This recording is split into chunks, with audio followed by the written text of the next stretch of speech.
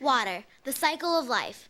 As smart as humans are, and as far as human ingenuity has come, we have never made enough water to live on. So what happens when we don't protect the water we depend on? You probably don't think about protecting our water every day, but we don't have an unlimited supply of it.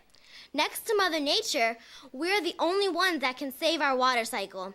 If, of course, we want all living things to stay healthy and protected from pollution. If you do, then how can we teach students around the world to protect our water? What happens if we hurt our water cycle? Then what do we do? So, what is the water cycle? Well, the water cycle is the continuous distribution of Earth's water.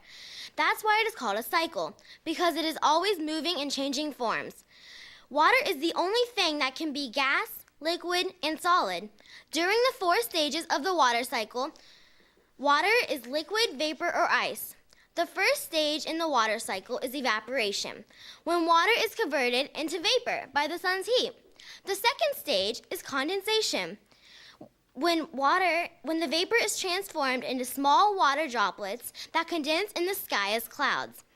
Then you have precipitation, which we know as rain, sleet, hail, and snow.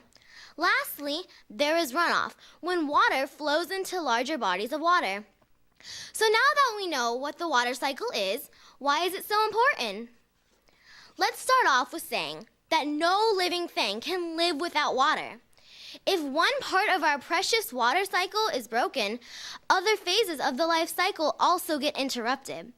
The water cycle recharges our water and purifies it in a short period of time. It keeps the water clean and gets most of the pollutants out, but not all of them. All living things depend on water. But anytime somebody pollutes, it has a significant effect on the natural environment, humans, animals, and plants. Without the water cycle, mankind would not be where it is today, and the population would have decreased greatly. Water is what separates the Earth from other planets. So how about we spread the word about the water cycle? How can we protect the water cycle? Well, today it is much easier to take our water for granted than it is to protect it. But we really need to make a change in our lifestyles if we want to continue to have the necessities we desire. Everybody can pitch in and do their share by starting at home, where an average U.S. citizen uses 69.3 gallons of water per day. Start by trying to use less water when you take a shower, and when you brush your teeth, don't let the water keep running.